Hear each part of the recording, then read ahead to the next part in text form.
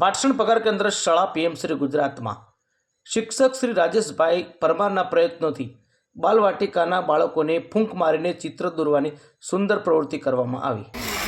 બોલો બેટા, આ ચિત્ર કેવી રીતે બનાવ્યું તમે? કલરથી. બરાબર. કયો કલર વાપર્યો તો? Water colour. અને વોટર કલર પછી શું કર્યું અને ચોપડીમાં તમે? ફૂંક મારી હતી. શેના વડે ફૂંક મારી? સ્ટ્રો વડે. વાહ ભાઈ વાહ, સરસ. તો ક્યાંથી લાવ્યા હતા સ્ટ્રો? હા, શેરડીના થેલા પર. સરસ, વેરી ગુડ.